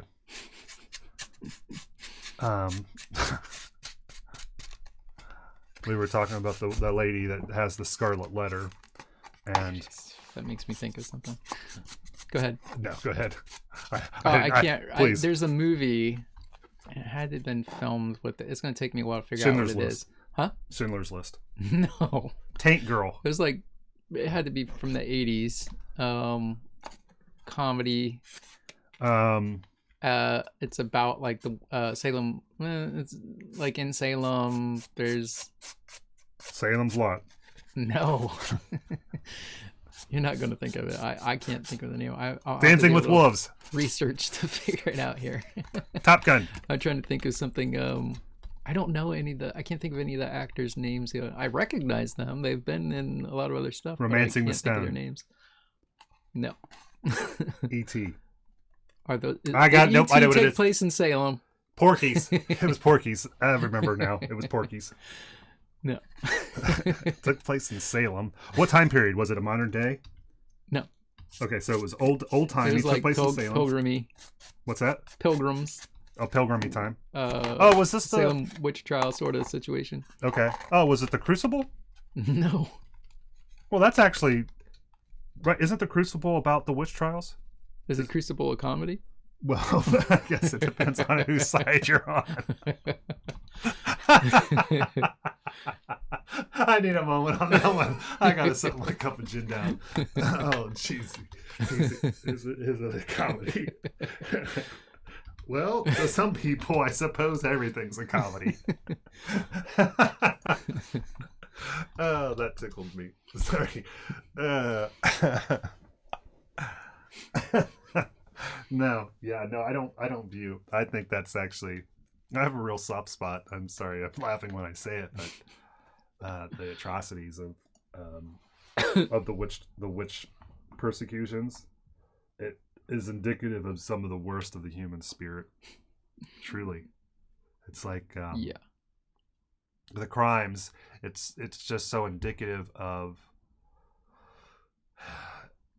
I don't see it as males over females. I see it over powered over under, disempowered, and it is some of the worst. Well, you're talking like what was really going on, as opposed like there's so many aspects of it. And I'm talking about the persecution of quote unquote persecution of quote unquote witches. Yeah, it's all everything ends quote unquote on that whole thing, right? And it was just people in power abusing people that are not in power. And because like on the face of it, it's about there's religious elements to it, but a lot of what was actually happening, they were using that for excuses, and it was just about like land grabbing and crap like that. Land grabbing or hey, look, M50's having problems again. Oh, you know what? I'm gonna switch it to the yeah, I took off the long swap and I got it. Okay, I'm on it, brother. Sorry for that. I just let's see here. I can figure this out. What should I remember? You know what? It's probably. Man, my brain's just not working. We're still trying to figure out this movie. So, what happened in the movie? I'm not going to tell you. I mean, because I want you to watch it. No, some context. I mean, you brought it up because of why? So it's a comedy, but like it takes place in Salem, and there's a witch, and it's farcical. So that's okay. I mean, I'm not going to tell you any more than that. You've given me enough. I should. If I knew what this movie is, I should be able to tell it. That you're right, because it's a comedy. It's a comedy about Salem witches. Yeah. And I mean, if ever there was a target-rich environment for comedy, I'm guessing I would not be. Was this done by the same people who did Hogan's Heroes? What? It's like, was this done by the same people that did Hogan's Heroes? Trying to find humor in the Nazi death camp? Well, that wasn't a death camp. It was a it was prisoner of just war a, camp, but yeah. Right. I'm sorry, I did not mean to be.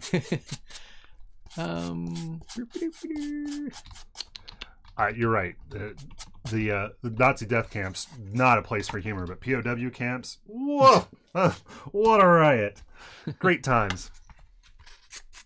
Oh, yes. Love It Steak. 1987. Love at Stake. American comedy film directed by John C. Moffat, based on a screenplay by Lanny Laney and Terry Sweeney.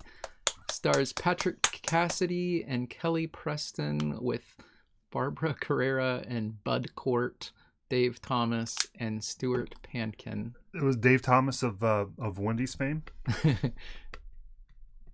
What was it that Dave Thomas used to say in his commercials? Joyce Brothers make a cameo appearance as herself. Joyce Brothers makes a cameo appearance as herself. Was she Joyce Brothers? Was she like a sex therapist person? Who is Joyce Brothers? Computer. Who is Joyce Brothers? Then... Computer. Who is Joyce Brothers?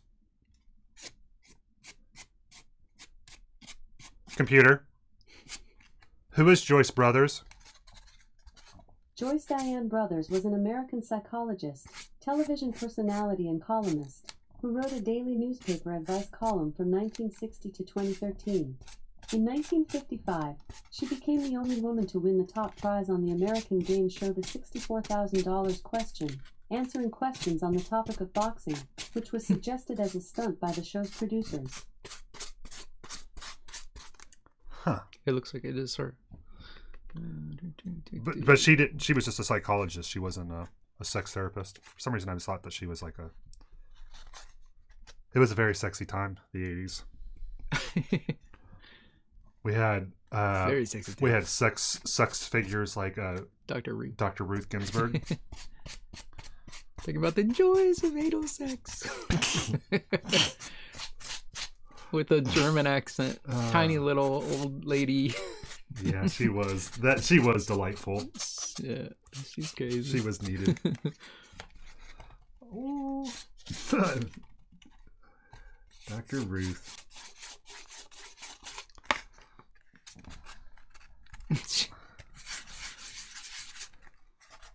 I just imagine her saying something like, this sweet little old lady with a little grin on her face, being like, oh, you got to lick it before you stick it. Because that's totally something she would say.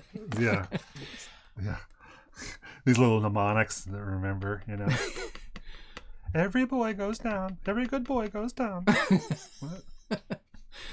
Oh, my goodness. Yeah. Yeah, and the dirty talk, like if she, had dirty talk, it would be teaching people how to have dirty talk with their loved one. You have to be very directive. You say, I need you to tell her that you want her to beat it like it owes you money. What? You tell her, you grab that and you beat it like it owes you money. Oh my goodness.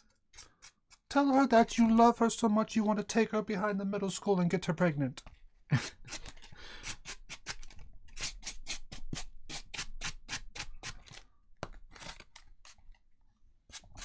All right, so we've got to watch this movie. Love It Steak, JB.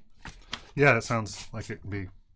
Did you know that What We Do in the Shadows has a sequel coming out? Oh yeah. Yeah, and I think it centers around the swearwolves. Well, werewolves, not swearwolves. I think it focuses around the werewolves.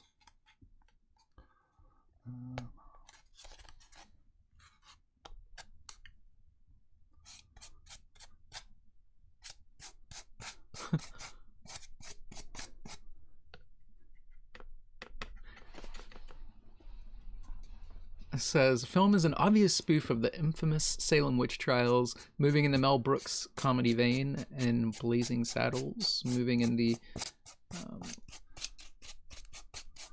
anarchaic? Am I pronouncing it properly? Yeah, anarchaic. comedy films genre that was popularized in What was that word again? I'm sorry. Today's word Monty nerd Python day, right? films, and from the Zucker, Abrams, and Zucker films. And I wasn't trying to trip you. There was an interesting word and I just didn't catch it. Anarchic.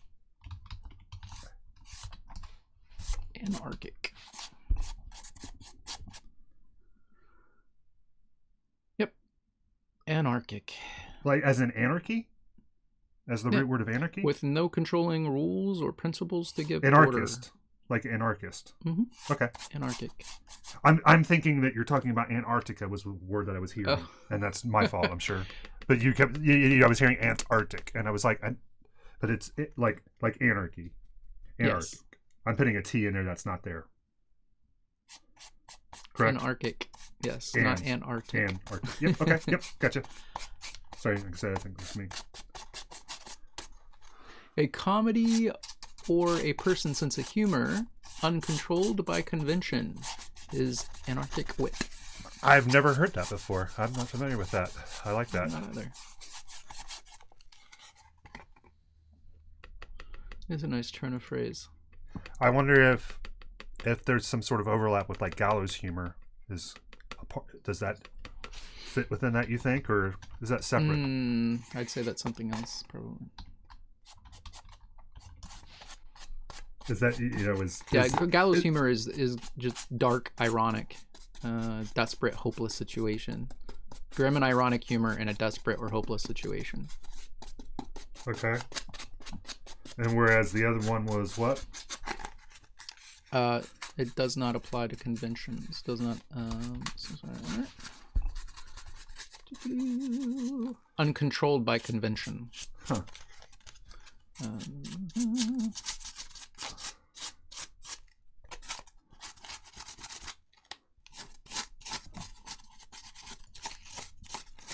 So like a spoofy, dark comedy about, well, just in general, what I was going to say about something serious, as opposed to... Like Heathers. Like a truly dark comedy. Or yeah. Yeah, we might have to revisit that with some better examples. Come back to that.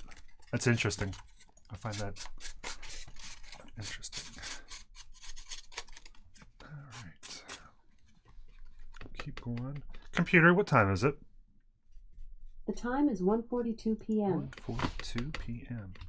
I am looking forward to checking out some VR. What is it that you're suggesting? That are we going to go do some of the Star Trek, or is there something else that you're like, I think you need to check this out? We can. I wanted to show you the magic one. Oh yeah, the Wizard's Keep thingy. Mm-hmm. Because I am interested in playing some of that Star Trek. Because I still haven't gotten out of the training. For the Star Trek? Yeah, I think that's where we stopped, was the training. Do some of that. Or check out some of the other stuff. But the problem is you have to download the, other than the ones I have the discs for. So the demo disc. Oh, okay. You can check out the Moss demo. Yeah. Kind of cool. You haven't checked out the that one that you got, that Blood and Truth or Blood whatever, right? No, I haven't checked it out yet. If you got the disc for that, maybe that would be a good one for us to. Should be. And yes, I do. But I mean, hell, I think I could spend the whole time just checking out that Star Trek. And yeah. I don't know why I'm doing anything other than that, because that's the one I want to check out. I like that you were like, you said, "Suck it, Kosai." This is, and the.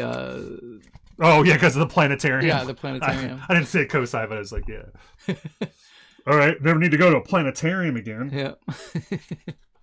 I did. I probably did say "Suck it, Kosai." Planetarium. Yeah. You're right, I did.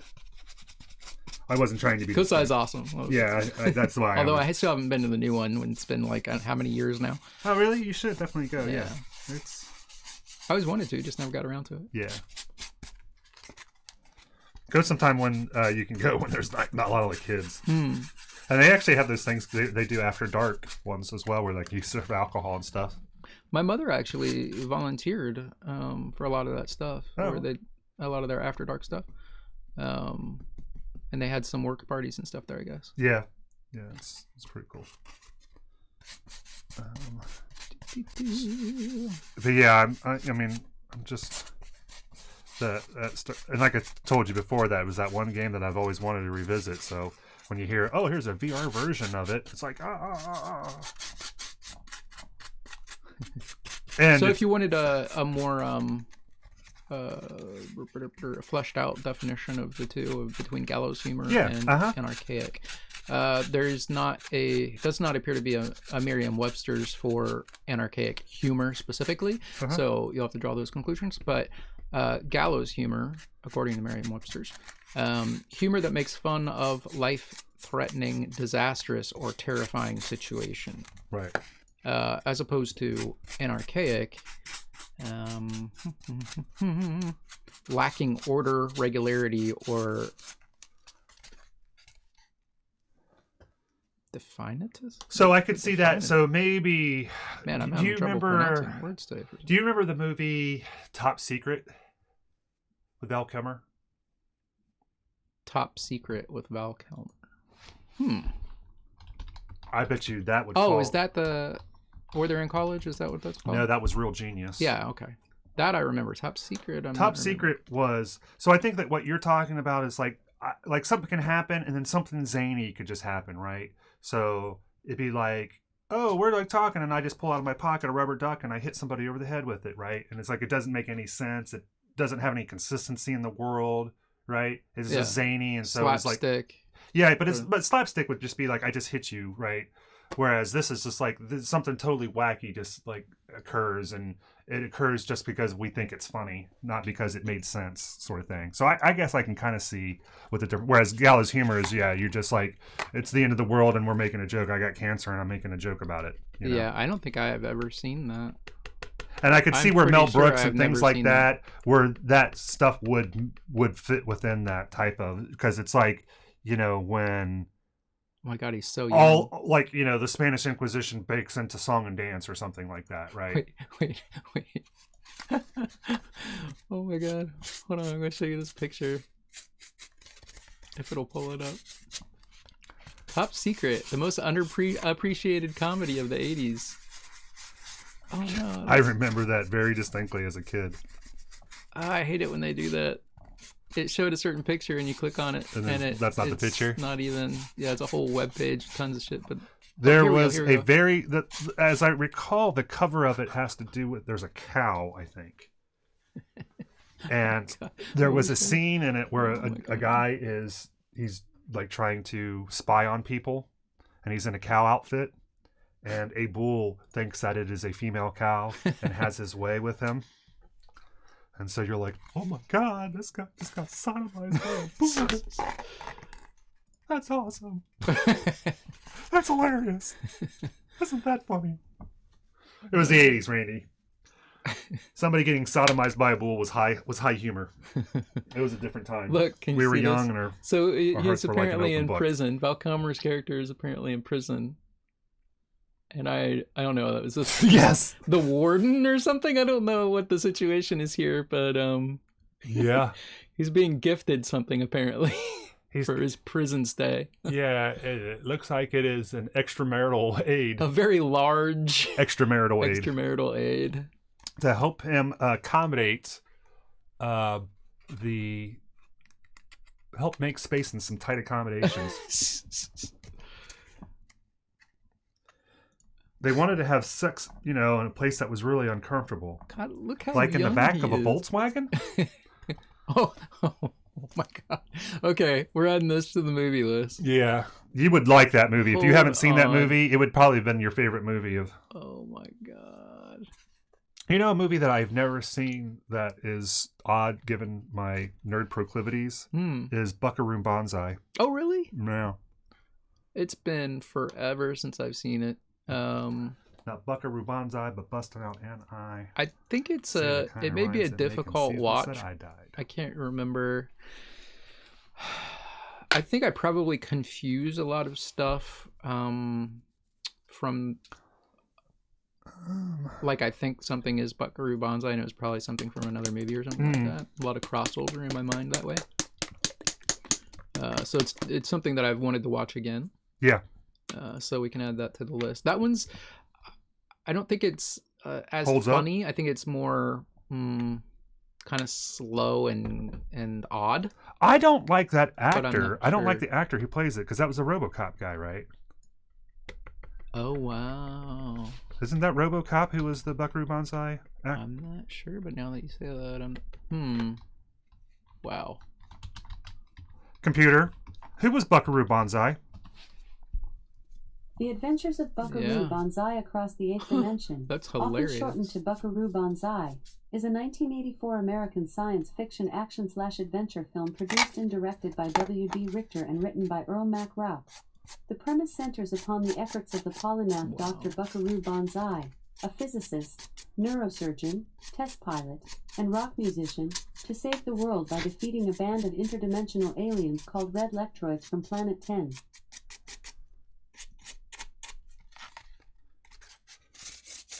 Holy crap. It is got a lot of people in there. This is Jeff Goldblum, it looks like. Huh. Can never remember this guy's name. Did you watch Earth 2? I had watched Earth 2, yeah. Okay, like the engineer guy. Well, I don't remember. He was like the major male character. But if you like showed me. Yuli was the little boy. Wasn't Tim Curry in Earth 2? Yeah, he was The crazy doctor that you didn't know what his motives were? an inmate on the prison planet. They escaped from the prison planet. Which, yeah. Anyway, I wish they had. I don't think they ever came to a conclusion with that. They got canceled. Yeah, I think it without got a canceled conclusion. after. I think it's one of those ones where I was really enjoying it, and then I don't know if it was an attempt to wrap it up or just a bad second season or what, but it got kind of really weird. There was one show around that same time that dealt with like Space Marines, and I remember when they would whenever they would like do a mission, they would do the Ramones. Let's go. Do you remember that? No. That's funny. Yeah, it was like, we're gonna listen to this old classic music, and it was the Ramones. Let's go. It was like they were Space Marines, and that was from like the mid '90s probably. So we got Love It Steak. Love It Steak. We got Buckaroo Banzai. We got Top Secret. Oops.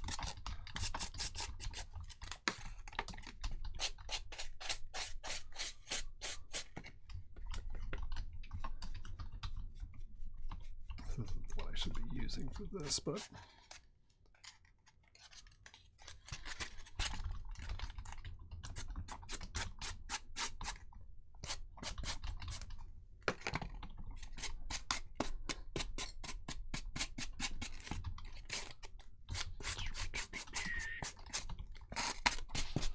Kind of painting this with no rhyme or reason, just thinking doing what feels right.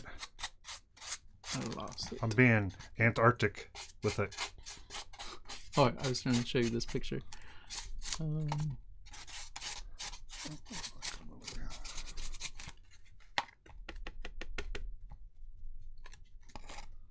see here.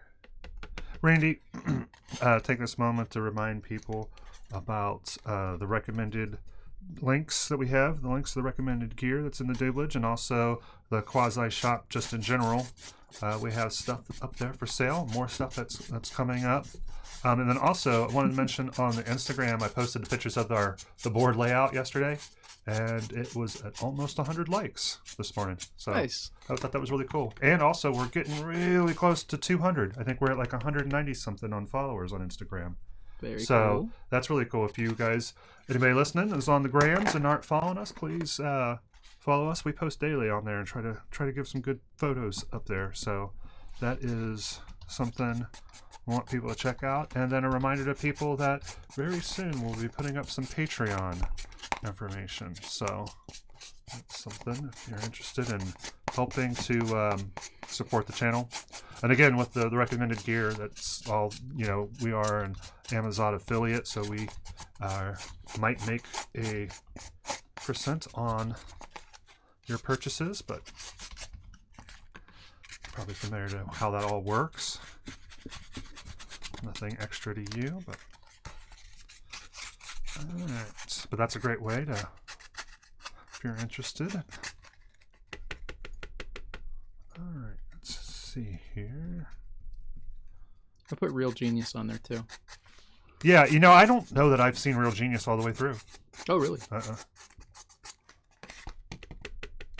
remember there's a line in there, Randy, where she says, guy's hitting on a girl, and she says, can you nail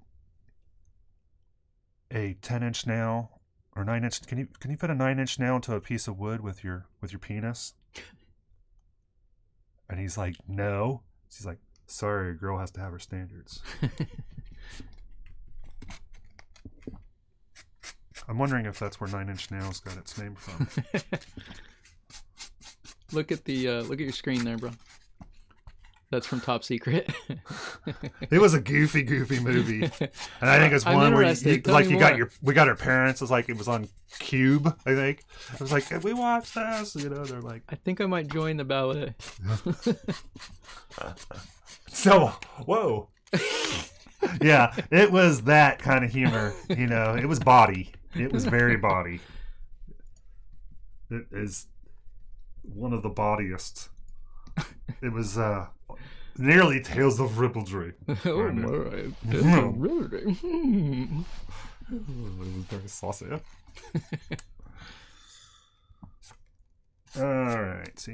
It is 1:55. 1:55. Yep. So as we are making our descent, we ask everybody to sit upright and put up your trays. I think Randy, we'll take a look here and kind of show you what we did. So I just put a lot of different versions. I used probably about 3 versions of a gray, a dark gray, and then I wasn't really getting a lot with that, so I spent most of the time using a lighter gray, something like this, or I think it was actually this is what we used. And then here at the end, we were using some cream color. And it's funny, you know, you look at this and you're like, man, that's going to make that thing look all white. And it's all white, but it doesn't. It just layers over top. And so you can start to see where that blue and brown is starting to fade. And when we put a wash on this, it'll really fade. But it will give it some marbling. You know, you can see it does give a marbling effect to it. So that's what we did, and just kind of using this piece as kind of an experiment to see how we want to proceed with some of our other pieces. So the next thing that we'll do on this is probably put a wash on it and then hit it with some highlights again. And I want to figure out here with these bricks in particular if there's something special that we want to do. Maybe use a different color wash on them or something like that to help them pop out separately. So that's something I'll contemplate as we come to Tuesday. If we met our goal today of trying to add value, we provided addition through distraction. Give us a shout out in the comments of something in particular that you particularly enjoyed, something that we said or a topic or something like that. Randy, is there anything that you wish to state here as we make our parting words to the kind folks out there in Quasiland? Is there anything you wanted to mention about upcoming stuff or anything? I don't, like I said, I don't think so. I don't. Okay. We got. I'm working on the video, and I have all the basic edits down. I'm starting to work on adding audio now and putting that in. So look forward to an edited video coming out soon. I'll probably end up doing that the glass melty thingy that me and Shay did. I'll probably do that as a time lapse and just put that up as just a bonus vid. And we're working on the Patreon stuff. We reminded people about the Instagrams. We'll have some new stuff that's going to go up on the Quasi shop, but there's already some stuff up there. We have the recommended gear. We have the please to like, share, subscribe. Randy, when they hit subscribe, they'll get a notification, the bell icon. And if they click that, it directly rings that bell. Not true. But we like to believe that a nerd is let out of a locker every time that you do that. So it is upon you, good people, to do that. I think that's all that I have as far as parting words, Randy, unless you have anything else. Release those poor Really, I mean, it's nerds. upon you people. It is. It's only from the you, dank only dark you of those lockers. can. Yeah, I mean that stuff. Those things smell. It doesn't like the custodians ever clean those lockers, right? And then, like year after year, nobody's going in there and cleaning that stuff, right? You know, they're not Right. spraying that with disinfectant, so it's just probably smells like decades and decades Yeah. of desperation and failed geometry tests and bag lunches and I don't know what else. Protractors. Ow, is that a protractor? You're just glad to see me. I'll get tetanus from a compass. Oh yeah, it's not good. So yeah, people, please be sure that you're doing your part and hitting that bell icon. So I think that we've made that message clear, Randy. Which one is that? The message about people clicking the bell icon. Hey! Somewhere Poindexter says, fresh air. Oh, God. Somebody get these underwear off the top of my head. Well, be good nerds. We love you. Be kind to yourself. Be kind to other people. And we will talk to you next week. Live, laugh, love, bros. Yep. And then we leave Brothers and everybody sisters. with the doctor's promise. Never cowardly. Never cruel. Never give up. Never give in. Be good people. Love y'all. Bye. Bye. Bow. Bow. Bow. I'm giving it a little bit of